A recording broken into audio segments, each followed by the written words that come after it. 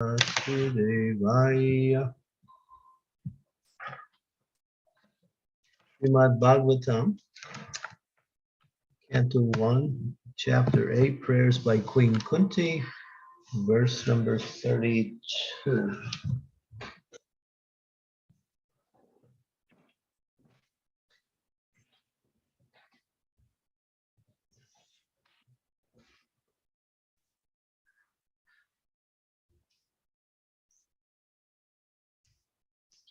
Kechirahor ajam jatam punyaslokasya kirtaya yado priyasyan bhavaye bhavasya yeva chandanam. So Queen Kunti is now mentioning different reasons why different people say different reasons why you, my dear Lord, have appeared. Some say that the unborn is born for the glorification of pious kings. Others say that he is born to please King Yadu, one of your dearest devotees. You appear in family as sandalwood appears in the Malayan hills. Purport: because the Lord's appearance in this material world is bewildering, there are different opinions about the birth of the unborn.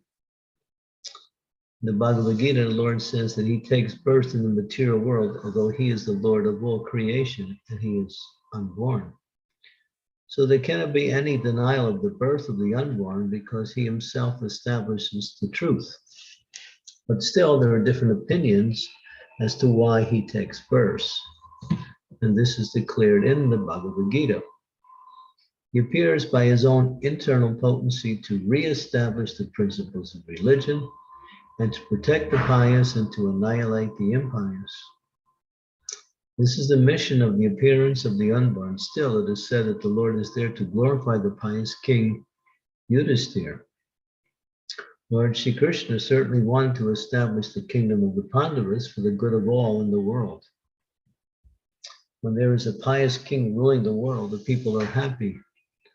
When the ruler is impious, the people are unhappy. In the age of Kali, in most cases, the rulers are impious. Therefore, the citizens are also continuously unhappy. But in the case of democracy, the impious citizens themselves elect their representatives to rule over them, and therefore they cannot blame anyone for their unhappiness. Maharaj Nala was also celebrated as a great pious king, but he had no connection with Lord Krishna. Therefore, Maharaj Yudhisthira is meant here to be glorified by Lord Krishna. The Lord had already glorified King Yadu, having taken birth in his family. Although he is known as Yadava, Yaduvira, Yadunandana, etc., he is also independent of such obligations. He is just like the sandalwood that grows in the Malayan hills. Trees can grow anywhere and everywhere, yet because the sandalwood trees grow mostly in the area of Malaya hills, the name sandalwood and the Malayan hills are interrelated. Therefore, the conclusion is that the Lord is ever unborn like the sun, and yet he appears as the sun rises on the eastern horizon. As the sun is never the sun of the eastern horizon, so the Lord is no one's son, but he is the father of everything that be. Omagyantimirandasya Garanjana Salakaya Chaksu Unmilitam Yena Tasmai Shri Gurave Namaha Sri Chaitanya Manobhistam Staptitam Yena Bhutale Swayam Rupa Katam Mayam Dadati Swapadantikam. Nama Om Vishnu Padaya Krishna Prastaya Bhutale Srimakti Bhakti Vedanta Swami Tinamine Namaste Saraswati Deve Gauravani Pacharine Nirvasesa Sunyavadi Vastyatya De Satarine Panchakalpa Tarubhistya Kripa Sindhu Paevacha Patitanam Pavanebhyo Vaishnavebhyo Namo Namaha. Jai Shri Krishna Chaitanya Prabhu Nityananda, Sri Advaita Gadadhara, Srivasadi Gaur Bhaktivinoda, Hare Krishna, Krishna Krishna, Hare Hare, Hare Rama, Rama Rama, Hare Hare. So here, two contrary words are being used, that the unborn takes birth. It's a way of saying that the Lord actually appears by his own sweet will. Naham prakashit sarvasya yogamaya samudvataha muruvyo avajananti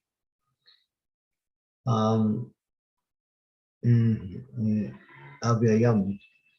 He appears to take birth for the conditioned souls, and they will see that the Lord is like all of us, and therefore they won't consider him to be anything special. But he covers them by the curtain of Maya, and therefore they cannot understand his appearance, his activities, and his disappearance. It's all like an actor on the stage who appears for a play. He is not the part he plays, but he plays the part perfectly. So as playing the part of taking birth is just one of the Lord's pastimes. And he also does that for different reasons. And Queen Kunti, in her conjecture to establish why the Lord take birth, she's glorifying the Lord by saying, well, to show mercy to King Yudhisthira, to show mercy to King Yadu, and ultimately, and she'll go on verse after verse and mentioning different apparent reasons why the Lord takes birth. All of these are true, but there is one reason that is outstanding. Prabhupada mentions that in the purport here, that he appears in this world to reestablish religious principles, to protect the pious, and to annihilate the impious. Krishna makes that statement in the Bhagavad Gita.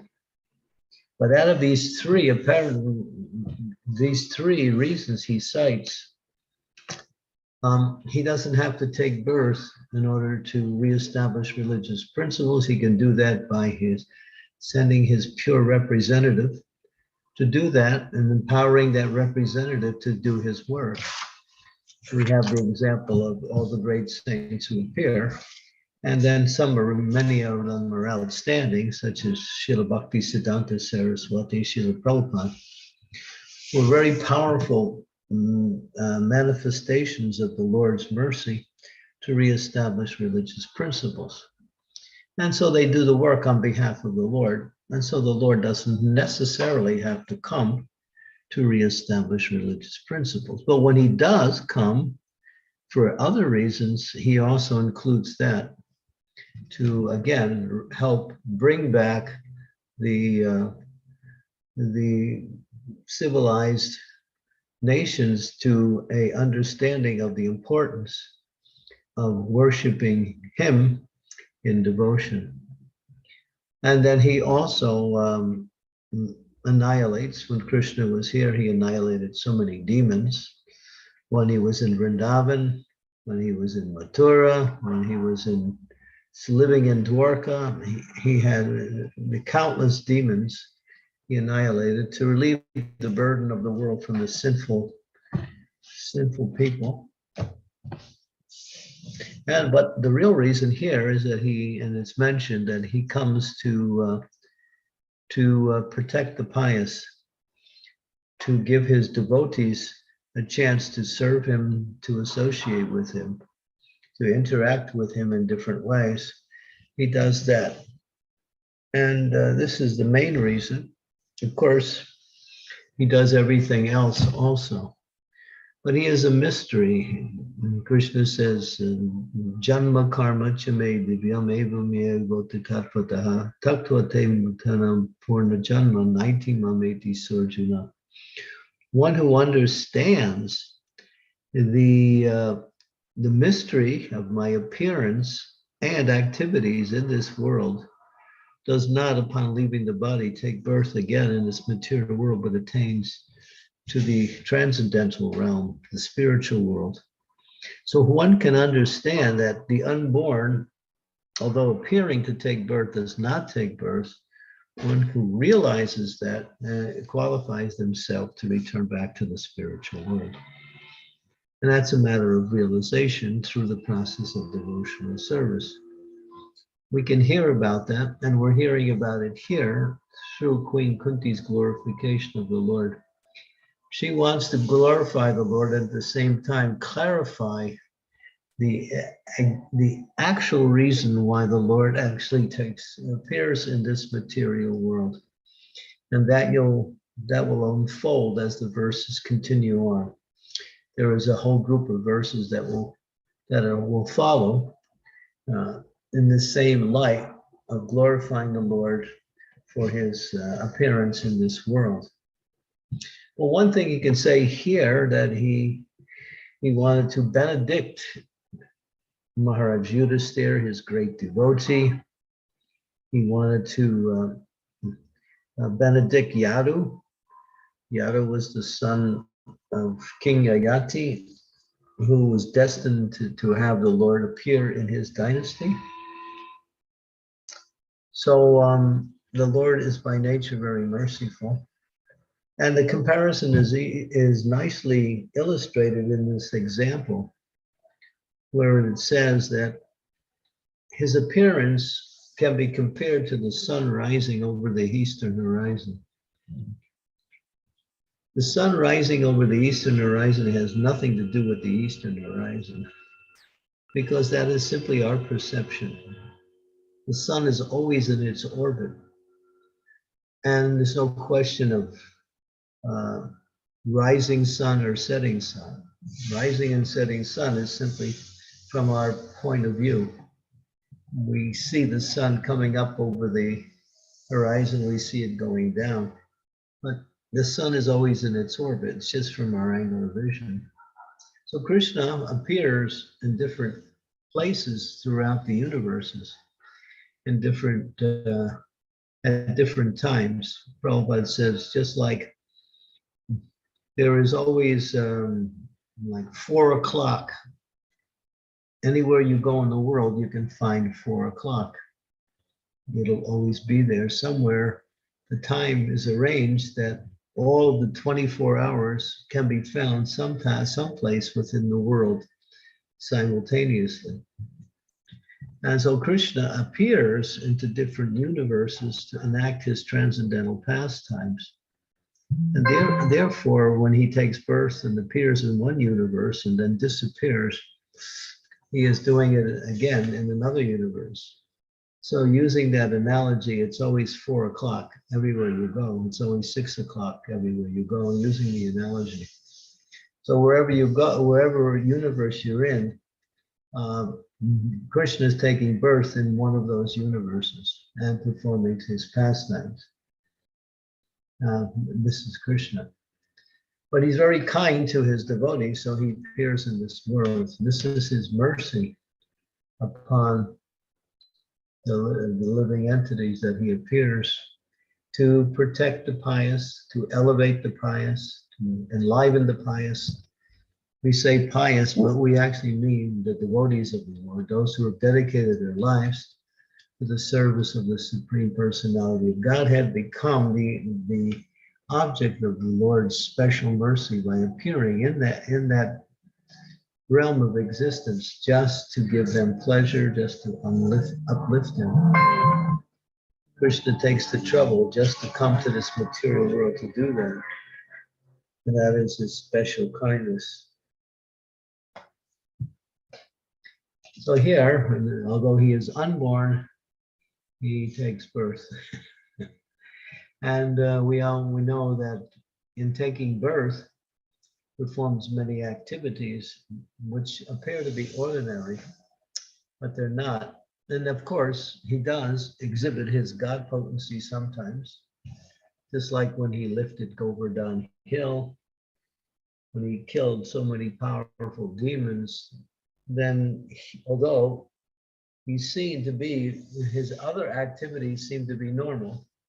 He has a mother, a father, he has friends, he has relatives, he plays, he's a diplomat, he's a fighter, he does all of the activities that people do in the material world.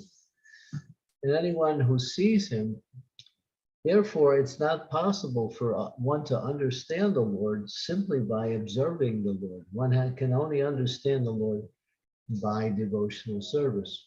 And Krishna illustrates that and emphasizes that constantly in the Bhagavad Gita, where he says, only by undivided devotional service can I be known as I am standing before you, and thus be seen directly. Only in this way can you enter into the mysteries of my understanding. So Krishna is very merciful. He comes to uplift his devotees, and by the process of devotional service, we can know him. Many want to know God and have their own opinions of who is God and what he's like, but they're all based on a wrong conception, based on their own observation, their intelligence, their speculation. Therefore, Krishna hides himself, and he only reveals himself by devotional service. Even as Prabhupada used to say that there were many persons who saw Krishna when Krishna was personally present, but only a handful actually understood who he was. He interacted with millions of people, but Prabhupada said between 100 and 200 people at most understood he was the Supreme Personality of Godhead.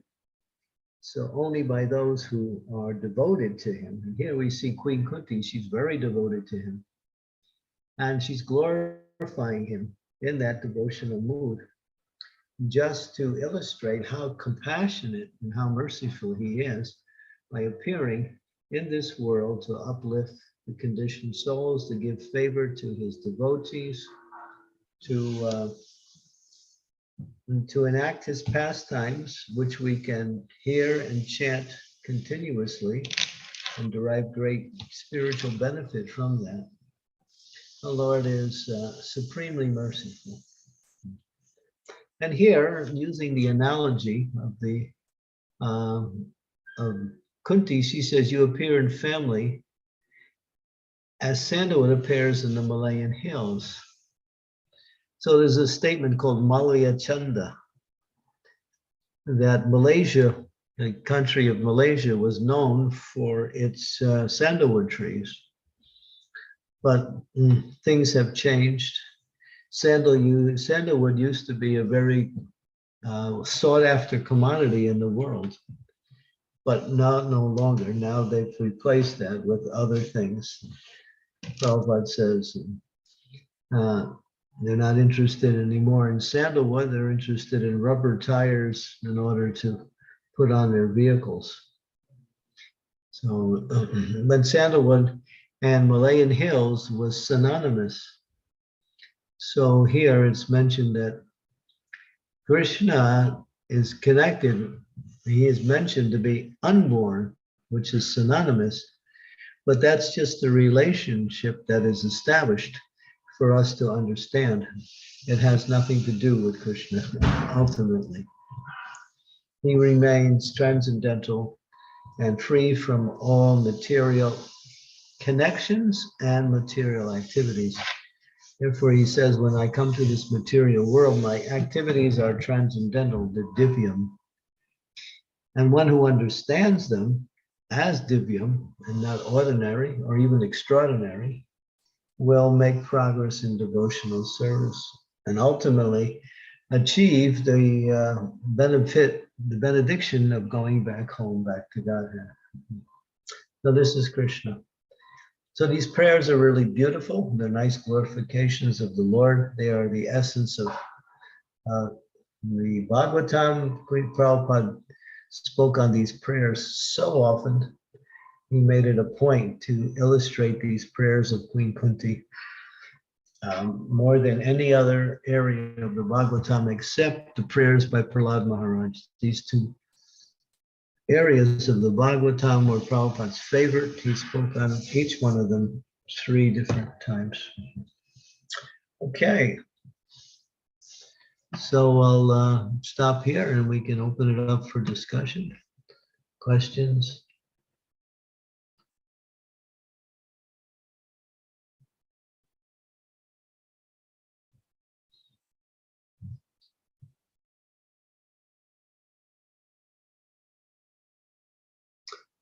We ask everyone to turn on their cameras if they can.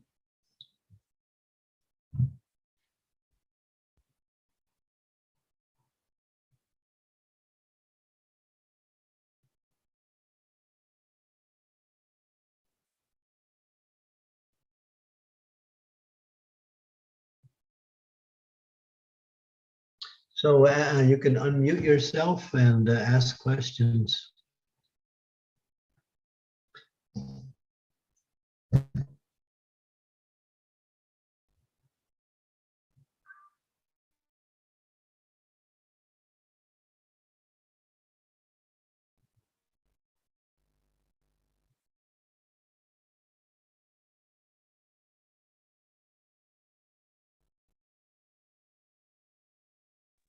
Hare Krishna Guru Maharaj, please accept my humble obeisances. All glories to Srila Prabhupada. Guru Maharaj, I read a statement by Radhanath Swami. He mentioned that renunciation means the death of false ego. I kind of wanted to understand the statement. Did not exactly understand this. Can you please help me to understand this?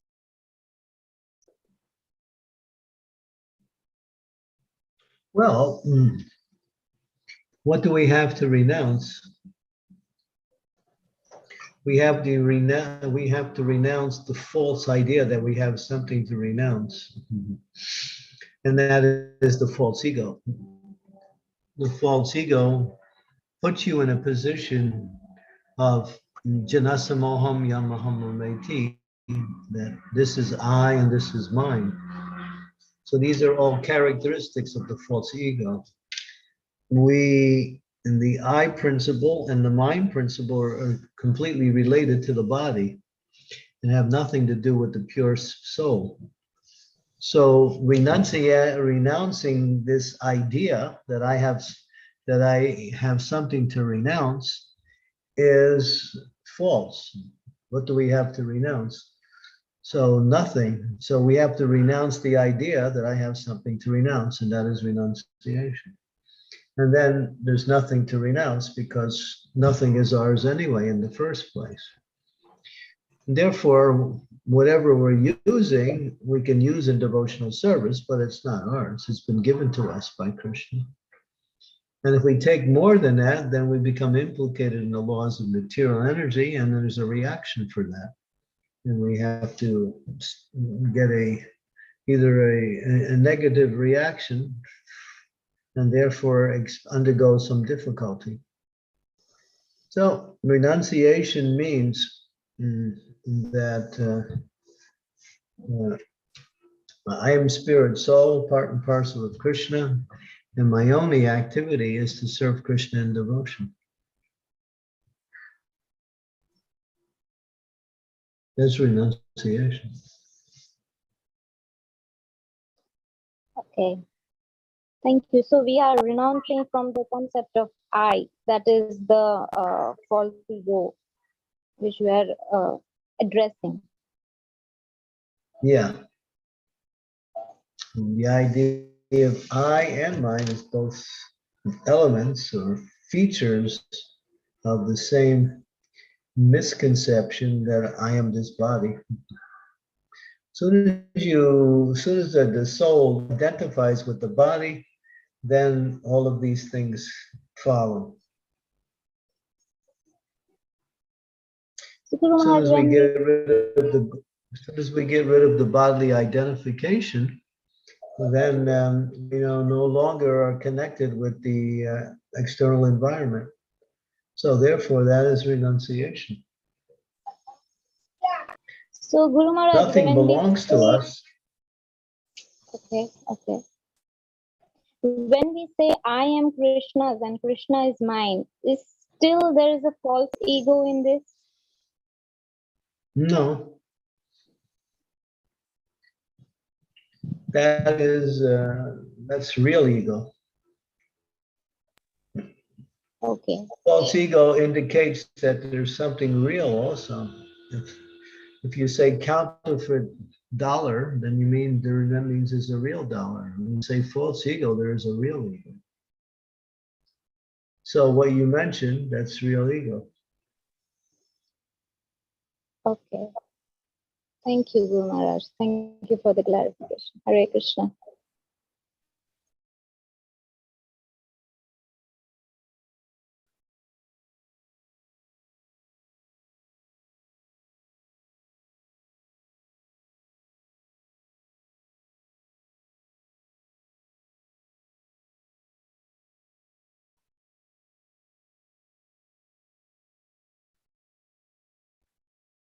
Any other questions? Hare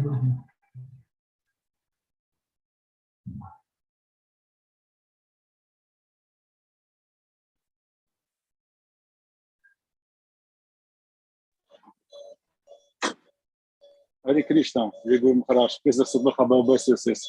All glories to you, glories to Srila Prabhupada. I have to turn off my camera because I'm driving. You said sometimes that according to Srila Prabhupada, the verse 4:9 from Bhagavad Gita, which you recited today, is the most important verse from Bhagavad Gita. And what is the most important word from verse from the Srimad Bhagavatam according to Srila Prabhupada?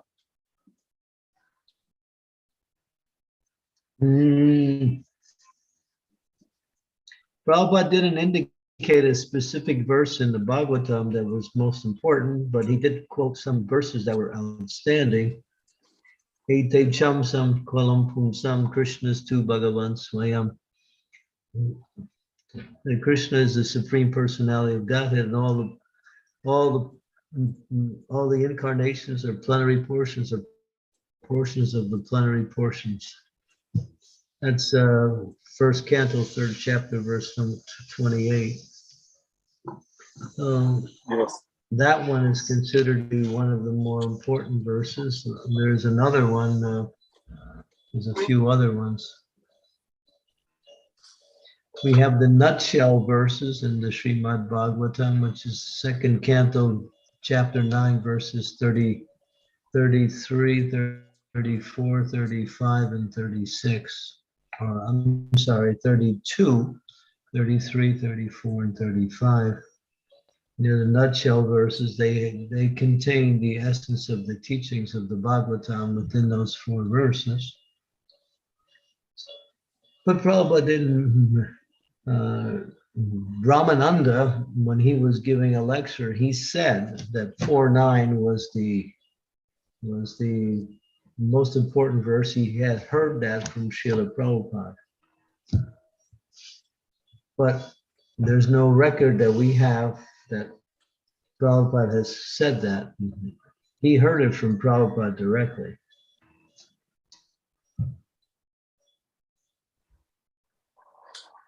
Why is this so important to know this? I know that Krishna's appearance and disappearance are divine. I have faith in this. Is it enough for me to know that his appearance and disappearance are divine? Yeah, but it's a matter of realization, not just theoretical acceptance.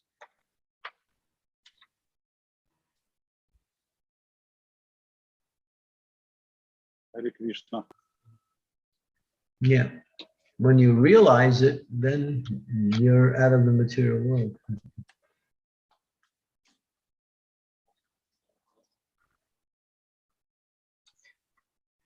There's a qualitative difference between theoretical knowledge and realized knowledge. so many people can quote scriptures, and that's theoretical knowledge. But how many people actually realize the scriptures? Scriptures are Realization is what divine. is being. Hmm? Scriptures are divine. How can I understand? Yeah. Realize divine. Krishna, If I'm not all scriptures material. are non-different. Srimad Bhagavatam is non-different than Krishna.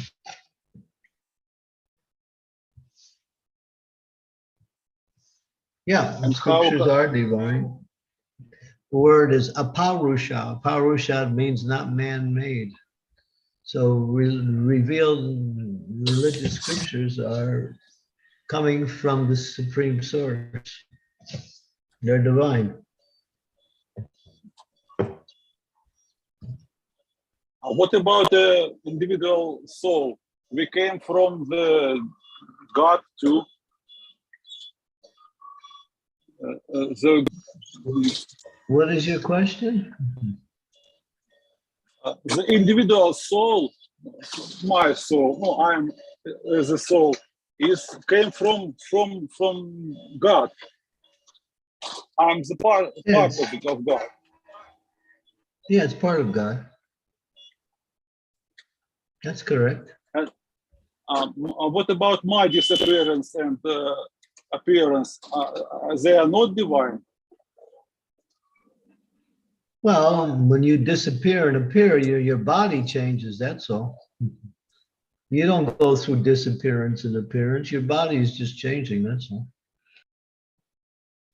But we can see different bodies of Krishna. No, Krishna is one, but he manifests as different forms of himself. He can manifest as many forms as he wants and still be the same. You can't do that. As the You're soul, I'm the limited. same. The soul's appearance in the different bodies is not, it's not an incarnation, Prabhu. Don't consider yourself an incarnation. You're not. Hare Krishna. Krishna incarnates. That means he doesn't accept a material body. We do.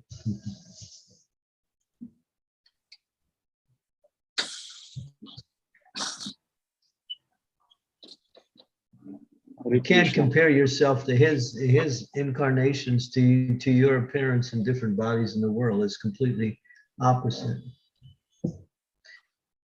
You're under the influences of his external energy. He is divine and he controls. He appears and disappears whenever he wants by his own sweet will. Nothing controls him. We are under control all the time.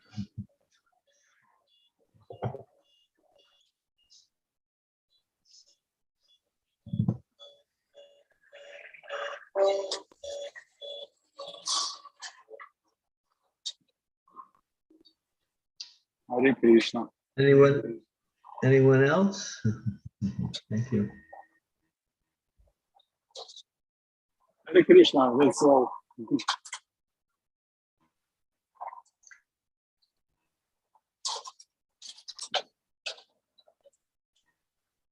Namrata, you have another question? Guruma, just a little follow-up from Devanand Pandit's question. I want to have the clarification about the illusory energy. Does the illusory energy, the Maya, act on the liberated souls as well? Yeah, it tries to, but they are not affected. Liberated souls are not affected by the illusory energy. Okay. I think Guru Maharaj, Because they're liberated. Yeah, yeah. I was just referring to but Krishna, a soul that is already liberated, the illusionary energy doesn't have any connection with that soul. Because the illusionary energy is for those who are still trapped within the material energy. So she doesn't act upon the liberated souls, because what would be her purpose? They're already liberated. Actually, Guru Liberated Maharaj, means free from her, they would be free from her influence. That's what it means to be liberated, to be free from the influence of the material energy. exactly, Guru Maharaj. I was just referring to 5th canto, 18th chapter, 4th text, and in that I read in the purport. So I was a little bit confused for that. It said that uh, just hold on. Yeah, it said that the illusory energy of the Lord can act on liberated souls as well. If the soul, so I was just thinking, if the soul is liberated, then he's out of the cycle of birth and death. So, so I was just wondering. Well, the illusionary energy can attack the liberated soul, but it will never influence the liberated soul. Unless we talk about the jnanis, who are liberated from the effects of the material energy, but because they're not on the highest platform, they can also fall down from that stage of liberation. Only when you get situated in bhakti are you free from the effects of the material energy. So the material energy may attack a liberated soul, but it cannot, for a devotee, no. For a jnani is liberated. There's different levels of liberation also. There's different kinds of liberation. And if you get Sahuja Mukti means liberation into the impersonal Brahman effulgence. So that means after some time they fall down from that, because that's not stable.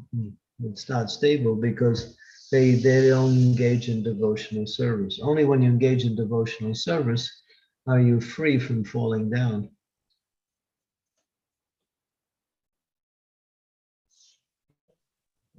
So there's different kinds of liberated souls. If you're talking about devotees, no. If you're talking about the impersonalists, yes.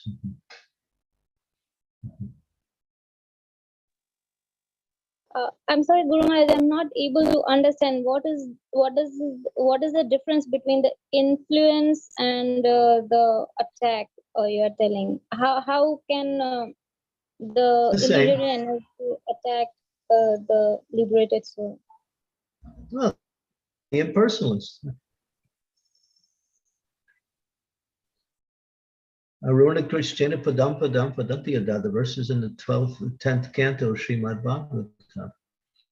They climb on the very high on the spiritual platform, but because they do not engage in devotional service, Padantiyada, they fall down again into the material energy.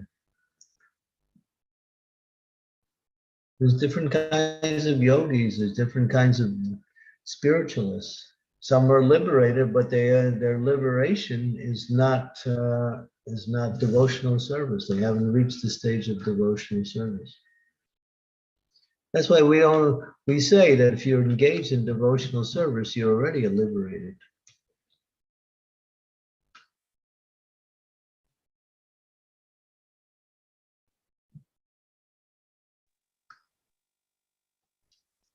Okay. Don't worry about it. You're not an impersonalist, are you? I'm not, but I was just trying to introspect on this statement when I read it. So it's okay. Maybe. Yeah, well, it's a very good question, but you have to understand there's different types of liberated persons. We'd have to see the context by which that's in. Is Prabhupada referring to the impersonalists, the yogis? There's the Brahmavadis, there's the Mayavadis, there's the yogis, and there's the devotees, the different classes of spiritualists. only the devotees who are situated at the lotus feet of Krishna in devotional service, then they won't fall down again.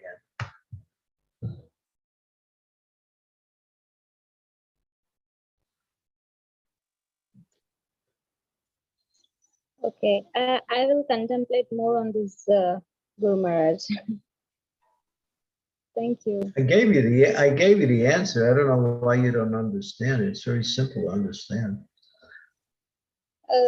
Yes, There's that difference. is, There's difference between different kinds of spiritualists. There's others who are liberated also, but they're not on the highest platform. They're still liberated. okay. It's easy to understand. You can, yeah, just go to that verse. It's in the 10th canto. It explains. Okay. If Thank you, Guru Maharaj. you I'll listen to do that. Prabhupada's lectures, he talks about the yogis, the jnanis, the impersonalists, who also attain liberation, but they fall down because they don't engage in devotional service.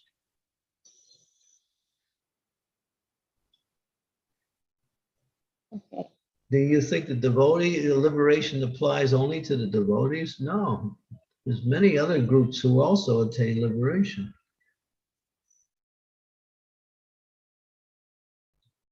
But their liberation is Sahuja Mukti. It's called Mukti. Mukti means liberation. Sahuja Mukti. You can fall down from Sahuja Mukti.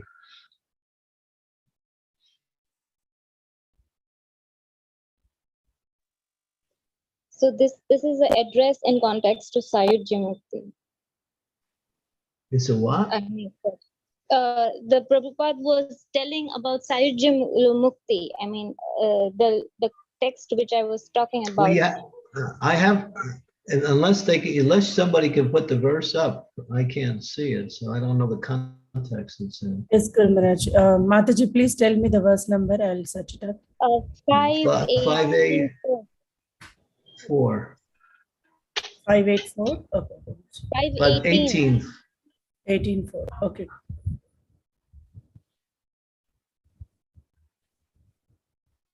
I'm giving you a general answer.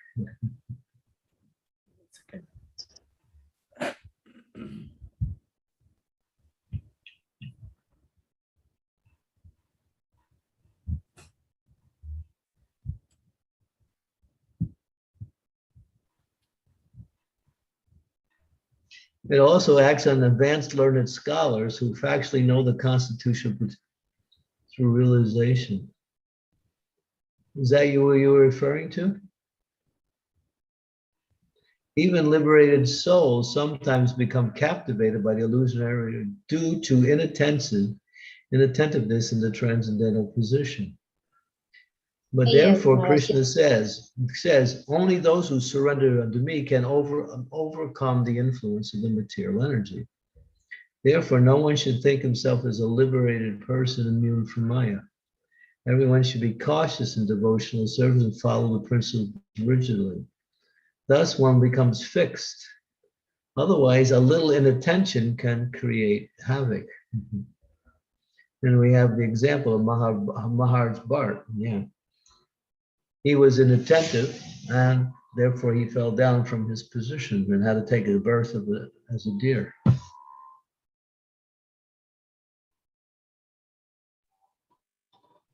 So, Guru Maharaj, this is in context to the Sayujya Mukti you mentioned, right? Well, Prabhupada even indicates here, even liberated souls sometimes become captivated by he says, therefore one should surrender unto me, and one can overcome the influence of the material energy. So those who are not surrendered, although they're on the liberated platform,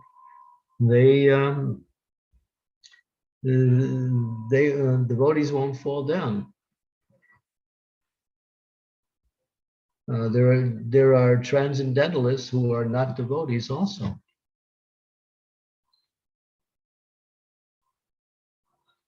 There's three kinds of transcendentalists.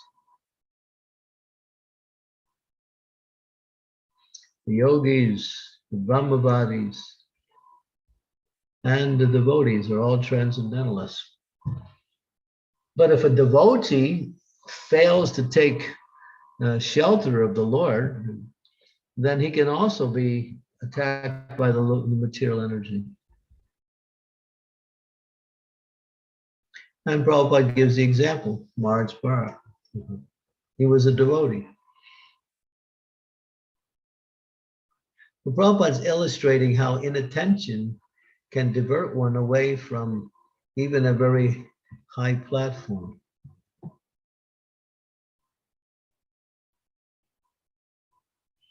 One has to stay attentive to devotional service. Maya is everywhere. Even if she's not attacking, still the illusionary energy is all pervading in the material world. So you might even say, yeah, even a devotee of the Lord can fall down if they become inattentive or if they fail to take shelter of Krishna.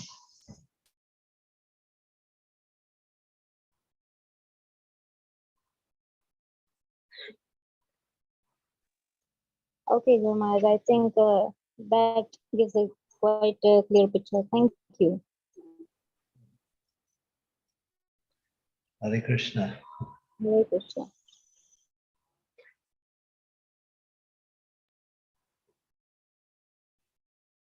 Okay, I think I have to end here as we have a full schedule today. So we're right at the hour. So tomorrow we have Anuradha is giving class at 12 o'clock and I'm giving class at 2:30. So there's 2 classes tomorrow.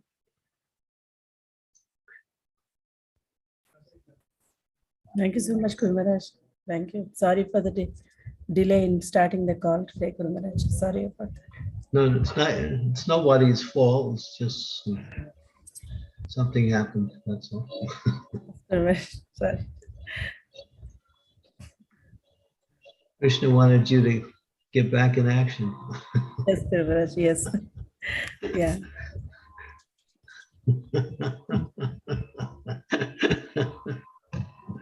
Welcome back.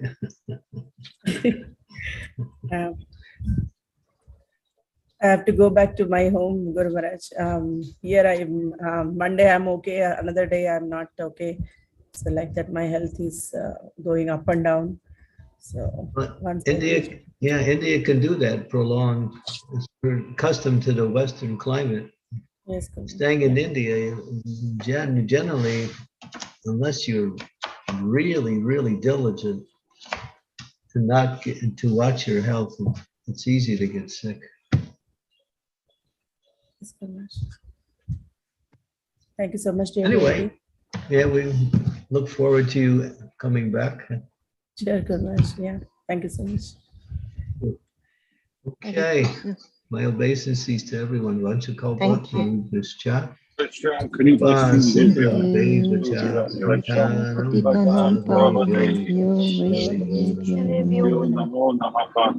Prabhupada ki Jai. Jai. Hare Krishna. Hare Krishna. Thank you very much.